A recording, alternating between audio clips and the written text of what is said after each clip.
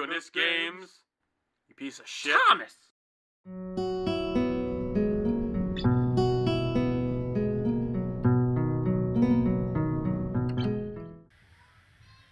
Tommy? Yeah? 3, 2, 1. Right. Hello, everybody! Hello, everybody! Welcome! Tommy, where did Logan go? He's not here anymore, man. Did you kill him? Whatever you do, don't look under the deck. He'll get better. Hello, everybody! We're back. We're at Katawa Shoujo, playing Katawa Shoujo. Oh my goodness, Games. Tommy, Yes, we're sir. still good. I got a warning for you. Alright, so last time we were at Lily's, classroom preparing for the school festival. Yes. Today, if I know how the things go today, we are going to exercise with Emmy. We're going to start our exercise like the nurse said, remember? Oh, yes. The nurse wants us, because sentry, something, whatever. Let me double check. Okay, we are to go. Ready? Ready? Hey, you know what I just realized? what? Emmy's into, like, physical work and exercise. Yeah? And her name starts with an E. Yeah? Back in, You like my blanket, Tommy? Yeah. I'm trying to get it over me. Yeah. Back in kindergarten, You're not gonna do we it. had to learn the alphabet. We had what they call letter people. This is way back in the day. And each letter person came with his or her own song on vinyl. And the letter E was, her name was Miss E, and she was all about exercising. All right. Emmy exercise. Miss exercise. Let's start, Tommy. Miss E. My morning alarm goes off, and I flail about uselessly for a while until I remember that I decided to give morning runs another shot. I don't know if this was my greatest idea, but I'm determined to keep going.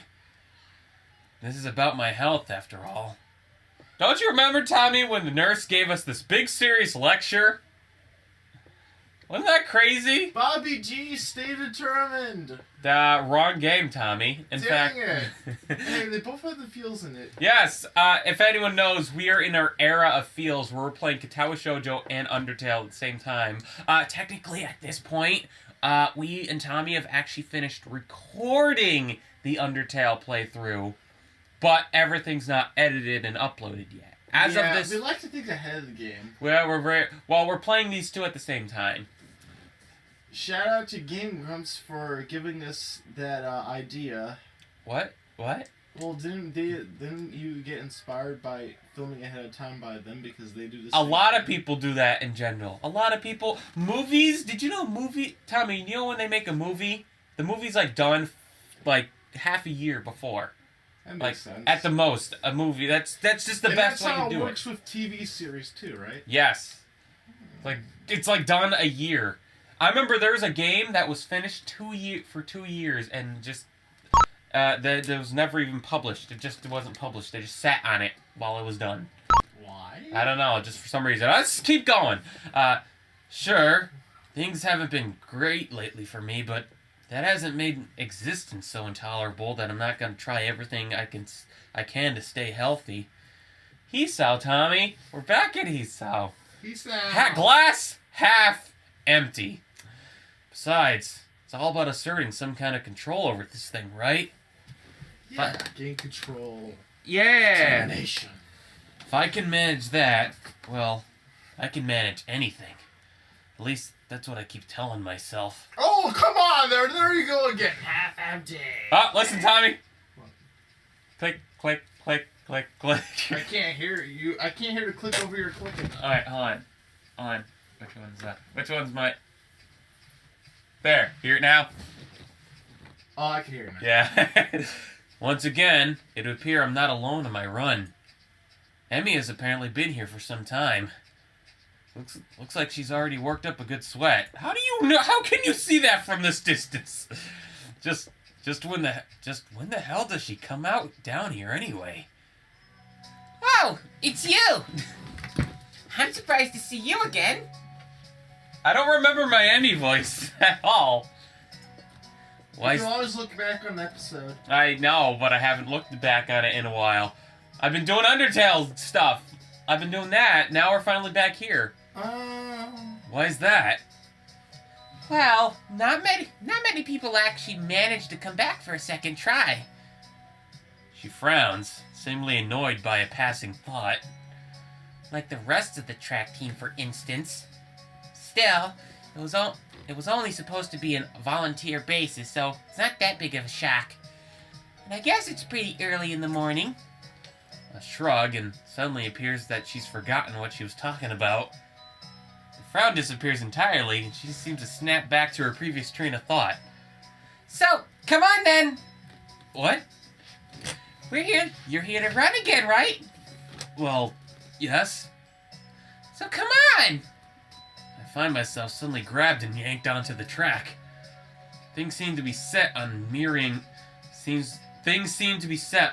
yesterday's run. That is, I seem to be struggling while Amy moves with an effortlessness that I find inviolable? Why are there so many big words? It's incredibly bothersome. Bothersome! He's saying bothersome. He's talking like Winnie the Pooh. Oh, bother. Oh, Why bother. does she run so fast? Oh, bother. My poor stuffed heart. It's incredibly bothersome to be so easily worn out. I know I should be patient, work toward things gradually, but it's difficult to stay positive about this. We round the track and start our second lap. Amy seems to have grown impatient, keeping pace with me, and begins to pull away. This is where I gave out yesterday. Will I be able to do more? Okay, Tommy. Here we go. If I know what route you want to take, you gotta be careful. This is the beginner's trap, Tommy. What should you do? Go for it or take it easy? This is just be careful, Tommy. If I know whose route you want, this route will actually detract from it. Oh, what was the question? All right, so he's losing pace again at the running. He's thinking, should I just push myself more or should I just take it easy? This is actually really important. Remember, Tommy, we're a dude with a heart problem. Take it easy. Take it easy? If we're talking about heart. If you wanted Amy's route, you would have done. If you did go for it, wanna know what would happen? What? He would have a mini heart attack. And then you would suddenly get to Emmy's route like right away. That's how you get Emmy's route. You go for it, and then Emmy brings you to the nurse and everything whatnot. It's how hey buddy Patrick. This is how you got Emmy's route, didn't it? This is how I got Emmy's route first as well. I wouldn't go for it. I let Emmy go with her own pace. And she doesn't show mercy, pulling half a leap ahead of me in an instant. I don't blame her. I mean, it's not as if I'm really putting up any sort of real fight out here, is it? Instead, I'm just running at a steady pace, which is what I should be doing, right? There's no need to go pushing my limits at this stage of the game. God, is this even worth it? Oh, God, oh, man. Come on, dude! It life's way too freaking short, as you already know. Yeah, for him as well. As we finish the second... I feel bad for saying that. As we finish the second lap, I break off again. Amy keeps going, and it almost seems to me that she's disappointed. Well, that's stupid. I don't have anything to prove to her. Come to think of it, I've got nothing to prove to myself either. I'm just fine the way I am. And what I'm not is a runner. This was probably a bad idea. Maybe there's something else I can do instead of this. Getting up this early sucks anyway. Maybe hang out with someone who's half scarred. There's got to be some other way to keep healthy. Walking, maybe. Nice afternoon walks. You know, they say sex is healthy. Yeah. You should talk to the half scarred person. Oh well, if you want Hanako's route, Tommy, I can tell you right now, you're gonna get very little of that. I don't give a crap. Yeah, that sounds good. Running isn't for me. I wave to Emmy and head back to my room. I'll think of something else later. He just ditches her. Jeez. Oh my god. He just flat out ditched her. Back in my room, the first thing I see is the familiar row of medicine bottles lined up on top of my dresser. It makes me depressed as usual. Oh, come on, dude! Well, it's annoying. Alright, I mean, if I were in his shoes, I wonder how I would react. Big row of medication. It's annoying. He's like an old man. I remember my grandpa would get up and have this big roll of medication on his counter. He's an old man. He's probably like... He's 18, but he's an old man. He's older mentally than you, Tommy. I tried to do a little jab. Right in the freaking heart, dude. Why? Oh, no, right in his heart. Ah! It's annoying. I thought I was okay, but... I thought I had my peace with this thing gotten over with. But what I really did, I allowed myself to forget I have a problem. Being here reminds me of the reality, and trying to fight against it just hurts. Reflecting on it's only going to do so much. I've done this before for months. Seems like it's time to get over it. If I allow myself to forget that my life's definitely not going to be as long as those of others, I won't get anywhere. Tommy's taking out a pipe. Okay. Just seeing how many filters I got left. My life may be different from others, but it is a life in progress. Yeah, there we go. Hey, he's actually thinking positive now. Woohoo! Senpai. That's how He he ain't got no senpai yet. That's how I rationalize it. Who said I was talking about him as this? I downed the usual handful of pills, trying to push the sudden dreary feeling out of my head. Then I prepare to head out to class early, as usual. As I step into the hallway, I notice Kenji coming around the hallway corner, stealthily making his way over to his own room with a large bag. As he sneaks past me soundlessly like a ninja hiding in plain sight, I call out to him, "Oh yeah!" Hey. He jumps up at the sound of my voice. Oh, hey man, I didn't notice you there. I'm really tired. I think it's more like he didn't see me, but that's not the issue. Where have you been this early? Shopping? Nah, I wasn't shopping. Sometimes I have to visit the math teacher. Yeah, I figured it would be a good idea to find out when the next exam is, since he tells you in advance if you want.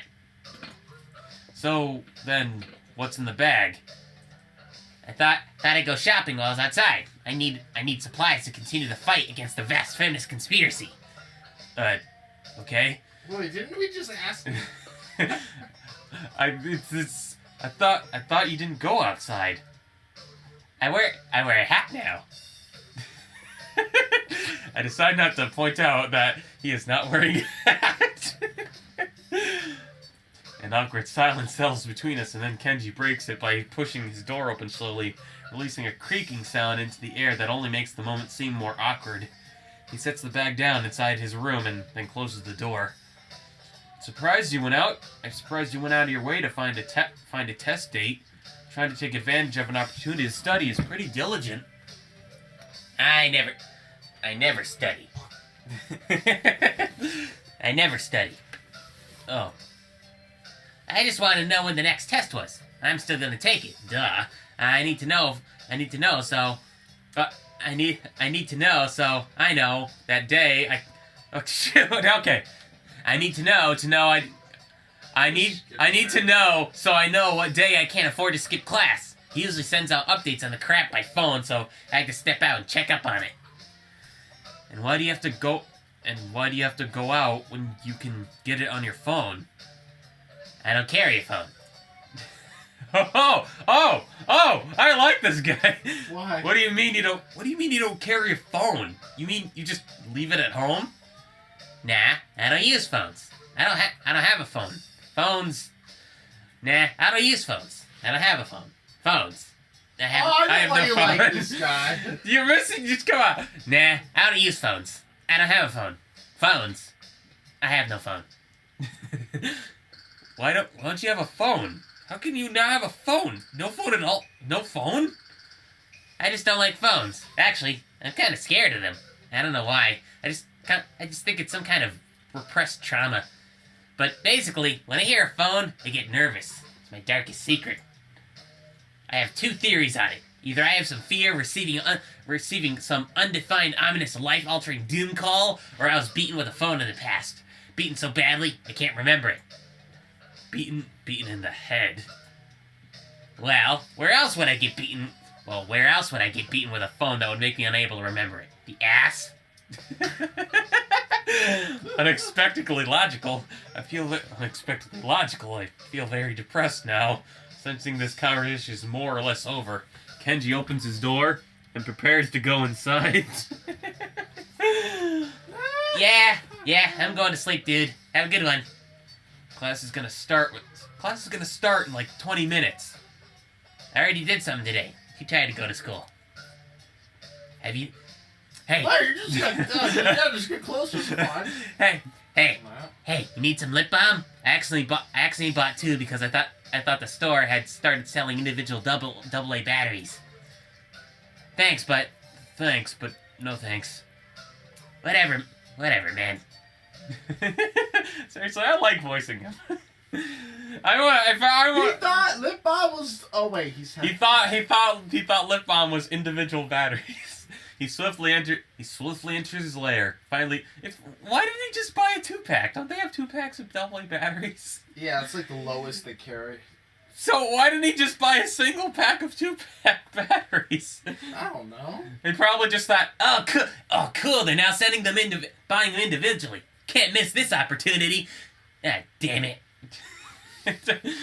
He swiftly enters his lair, finally letting me go to the class. For a change, I'm not amongst the first ones to come to morning class. Instead, almost everyone else seems to be here already. I recognize most of my class by their faces now, though the names escape me still. Hey, just like me! The class goes on lazily. I think I'm starting to get into the rhythm of the school. I've even stopped worrying about taking notes and being overly attentive. The first days, I was pretty high-strung in class. Muto finishes his lecture about electricity early, but continues without a pause about the festival. So, as you know, the festival is on the day after tomorrow.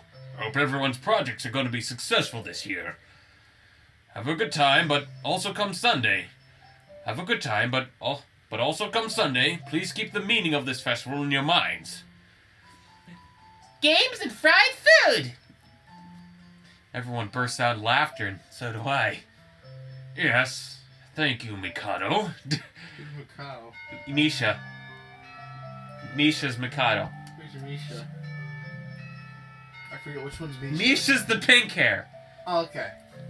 The remainder of his sentence is buried beneath the ring of the lunch bells, and everyone starts packing their things. Muto deliberates for a moment, but since almost nobody seems to pay attention anymore, he gives up and sits down. It's crowded in the hallway, or as crowded as hallways. I know. I see which one's Ren. What? Oh, actually, you're right. One of them is actually her old artwork. Oh, really? Yeah, I'm pretty sure I've seen it. One of them is her old artwork. These silhouettes. It's crowded in the hallway, or as crowded as hallways in the school probably get. Most of the students seem to be heading down to the cafeteria. Oh, shoot, you again. Hisao! I'm gonna make you a one-time only super extra special lunch offer. Emmy's homemade box lunches, and the privilege of enjoying them in private with two bombshell beauties. Her overly flirtatious sales pitch echoes in the hallway. A remarkable feat since it's full of people. Bombshell beauties? What? Bombshell beauties? Emmy strikes a very confident-looking pose as though an attempt to one-up her own ridiculousness, puffing her very modest chest. Oh, okay. Making the V for victory sign with her modest. Oh, he just said she had tiny boobs. Oh, I didn't even. What? Puffing out her very modest chest. You know, modest as in kind of not impressive. Modest. Oh, I thought as. Luckily, he didn't say that. Oh my god. Sounds delicious. to what do I owe this honor of being invited? You stood there looking really lost and sad, so I thought you could use some company. It's probably the most depressing reason imaginable. So how about it? You're probably really lonely and would eat that awful cafeteria food all alone otherwise. I'm kidding. Sure. I'll have your lunch offer. With pleasure. Let's go to the roof. The roof? Oh, shoot! Ah! Oh, no! Excuse me, folks. Okay. Why the roof? Because that's where we eat lunch. Okay. Up on the roof. Up on the rooftop, I got some spaghetti. And if I don't get up there, then she'll probably wander off, and if I don't get up there, then she'll probably wander off, and then I just know she'll get hungry because she never packs her lunch for herself. Okay, who's she? Who will? Come with me. Without answering my question or waiting for a response, she grabs me by the arm and drags me through the hallways. I attempt to make conversation on the way. Why do you have an extra lunch? Emmy smiles guiltily. Actually, it's yesterday's lunch. I slipped in a run at lunch and forgot to eat it. Huh. The stairway to the roof is a little palliative. What the heck is that word? What? Maybe it's playing. The stairway to the roof is a little depalitated, but it's clearly been used recently. At the top of the stairs is a door complete with missing padlock. I wonder who the intrepid individual was that removed the lock. Emmy shoves the door open and steps beaming into the sunlight. Suddenly, a tall, dark stranger stranger appears out of nowhere, standing imposingly in front of us. Emmy flinches back, almost falling back down the stairs. Eek! Hello. Yipes! You scared me, Rin. Wait, isn't she? Hello. Yeah, oh yeah! These two are friends. Noticing that Rin is speaking to me, Emmy looks curiously at me. You two know each other? I look confusedly at Emmy. She's that friend of yours? Rin has turned her gaze towards the clouds drifting above the school. I don't know. I didn't know you know this person, Emmy. The awkward silence lasted. They all said you knew. They all said you know them all at the same time. The awkward silence lasts only for a few seconds till Emmy lets out a tiny giggle, shrugging the coincidence off. I invited Hisao for lunch. If you know him, that's just better. Oh. Does this mean I don't get food? Or did you invite him for lunch without the lunch? Neither. I have food for 3. Nice thinking. They walk to the other end of the roof while I stay at the clock tower for a while, taking in the atmosphere. The school has a clock tower? Alright. There's nobody else but us here. I guess the roof is not as popular as it is on in other schools.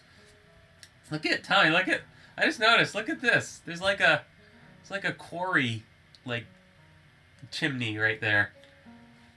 A few rundown benches and tables are scattered around the edges, perhaps in an attempt to make the rooftop look less desolate.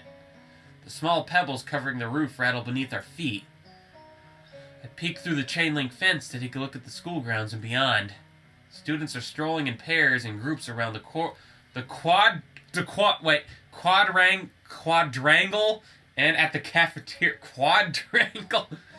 A few delivery trucks are driving past the school towards the convenience store nearby. Somewhere, a watchdog barks at a passerby. Somehow, when I look towards the town center, the small town feel strikes me very strongly, almost palpable. Remember, he lived in a city.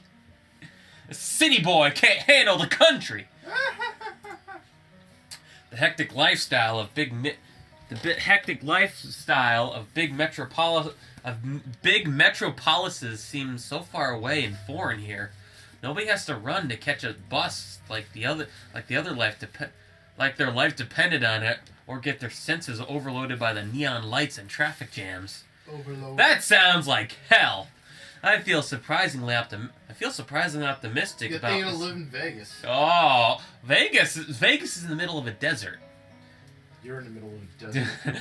I feel surprisingly optimistic about this new life of mine, looking at my new hometown, even though it's going to be mine for only like one short year. Finding out about my illness and having to move away from home all came so suddenly, I hadn't had time to think about how I feel about it. Yes, you have! When I step out of the shadow of the clock tower in the open, I feel warmth touching my back. The sun shines from a perfectly clear cerulean sky. A cool breeze sweeping over the rooftop makes me shiver. Only briefly, go talk to them! The wind carries the scent of trees and flowers, not smog and car exhaust like it used to just a few weeks ago. Emmy settles on a bench with Rin in tow and produces two small lunchboxes from her bag. Come on, Hisao, what are you waiting for? She's beckoning me to join them, making room on the already small bench. I seat myself in the corner of the bench to take as little space as possible. It's pretty cramped, but somehow all three of us fit on it. Impressive view. Emmy suppresses a giggle and places a lunchbox in front of Rin and hands another lunchbox to me. Here you go. Lunch as promised. Homemade, no less. I'm impressed. Wow, this looks really good. Thanks. I made them myself when I can. Conversation dies off as I set about the business of feeding myself. Taking a few bites, I glance up and notice Rin deftly opening a lunchbox and popping a fork full of food into her mouth using only her feet. Even though I've seen it before, I can't help but be impressed at her dexterity. It's also a reminder of the sort of place I'm in, right? Good lord, this every time! Well, what's dexterity mean again? You're bendable. Ow. I tried to bend my leg behind my head. I bet she could do it. I can't. Will I ever get used to sights such as this? Clearly not, because you've let it bug you every single time. I can't decide if getting used to such a thing would be a good thing or bad thing either. Does getting used to this place mean I'm giving up on being a normal person? Or does it just mean I'm becoming a more understanding about those around me? I think it's the latter, dude. I think it's the latter. This guy's such a normal Nelly. He's such a normal Nelly. He can't handle anything abnormal in any way. I'm distracted from my thoughts by the sight of Emmy tearing into her lunch as if she had insulted her ancestors. You seem pretty hungry.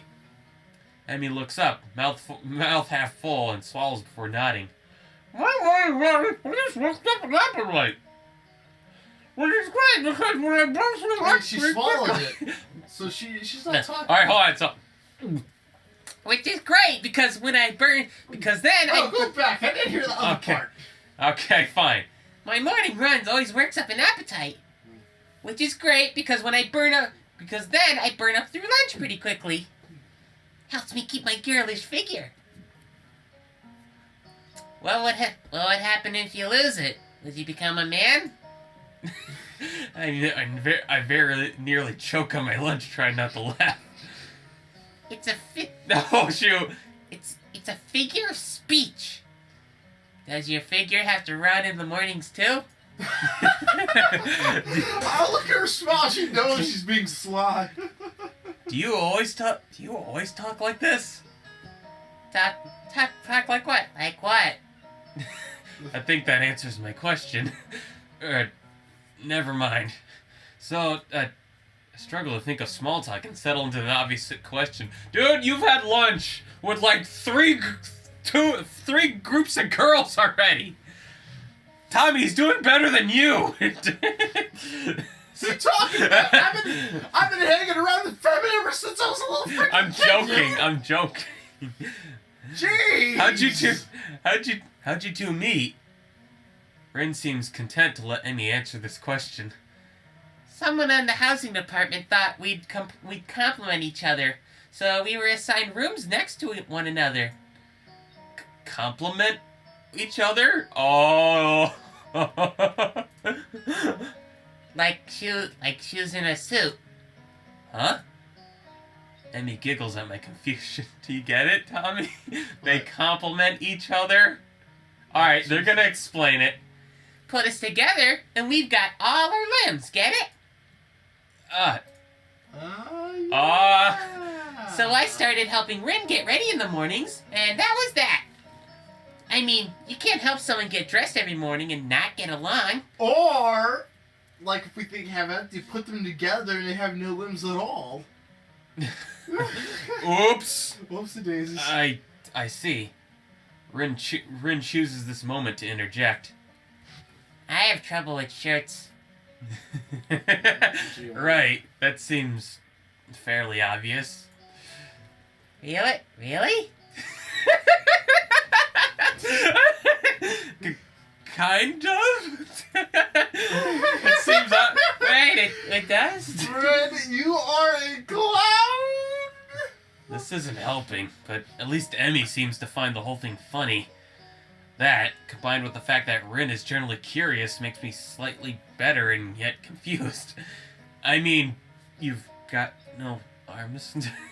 So putting a shirt seems like one of those things that'd be difficult. You know what, I'm just gonna stop talking now. It'll save me a lot of trouble in the long run. Rin nods in what I suspect is meant to be a sage manner. I see. The conversation dies as I turn my attention back to my lunch. Seems really quite good. Emmy finishes her lunch first and makes a contented noise. That was good. As she busies herself with cleaning up her lunch, Rin speaks up. I'm thirsty. Oh, I almost forgot about that. Sorry. With a flourish, she reaches into her bag and removes a trio of juice boxes. The best! She tosses me one that appears to be cranberry juice, one to Rin that appears to be some kind of strawberry milk, complete with pink color scheme, and keeps an equally pink box of some kind of fruit punch for herself. Strawberry! Pink is strawberry in fruit punch terms, dude! Ooh, yummy, I love strawberry. Rin dexterously stabs her straw through the tip of her box and begins to drink. She can't put on a shirt, but she can handle a juice box with her feet. Did you play Super Mario N64? Can you puncture a juice box with your feet, Tommy? No! Go watch the Rin episode. It's right here. Tommy beats the first level of Super Mario 64 with his feet. With the company of Rin. I kind of enjoyed it. It was really cool. Just get on. I'm once again impressed by how flexible she is. But by this time, I keep my comment to myself. Imagine what her root must be like. Oh my. Oh dear. I'm a sick individual for doing this. Especially since there really is no dexterity involved in any of the scenes that involve that anyway. You know what? Tommy, I've played this game! Think of something so freaking jury, I now dislike you. Somehow, I don't think either Emmy or Rin are the sort of people to think twice about the way they work around their particular disabilities. Rin especially, too. Indeed, she gives off the... Right, you see this? Look, this is my channel. This is the video. This is your channel? Dislike. Boom. Oh, man. Your video. Dislike. That means you disliked your own video. No, I'm on your channel. No, you're on... You just said we're on your channel. No. I'm using my channel to... okay. Dislike your channel. Okay. I better see a dislike then on here when this is uploaded. I'm unsubscribing right now. Indeed, she gives off the impression of being entirely unaware that she's missing any limbs at all. Whether or not it's a conscious decision is another matter. I'm honestly not sure. So, Hisao, how do you like it up here? Huh? It's quite nice, actually. I like high places for the view. Thanks for inviting me up here. And for lunch too. Emmy grins Amy Grimm's 1,000-watt grin, pleased by my response. It means it was a shining smile. 1,000 watts? That's enough to burn your eyes out. Ow! Ow! Abby! Ah! Stop it! Ah! No problem! No, it's making it worse! Feel free to eat. Feel free to eat with us next time, okay? I won't make you lunch, but you can bring your own up here. No lunch service? I don't know. Emmy looks mocked offended. Trying to take advantage of my good nature? The nerve! She giggles. Well, if that's your answer, I guess Rin and I will what just... happened?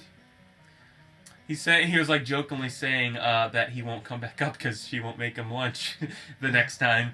Well, if that's your answer, I guess Rin and I will just keep eating lunch all alone.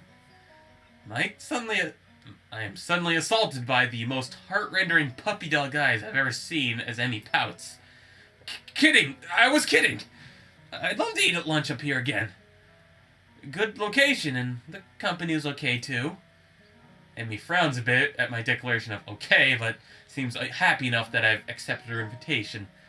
I guess this makes us friends now. Or at least acquaintances. The lunch bell rings, signaling a return downstairs. Rin, you didn't finish your lunch again! I wasn't that hungry. If you don't eat more, you're gonna fade away. Rin shrugs as if it's an acceptable risk. What? Come on, we better get going. The three of us head down the stairs together. The afternoon class passes. Once again, I found myself without a plan for something to do after school, so I head to the library to return a couple of books I finished reading. I gotta piss. Hold on. You know what? At that note we'll do. I think... I've been holding it ever since we started this episode. Okay, well, here. I think we'll leave it off here. Tommy? I think we met it. Guess what? We're heading to the library. I wonder what that means. Tommy, your favorite. When we come back, I'll have an empty bladder. Yeah. See you next time, folks. Bye-bye. Bye.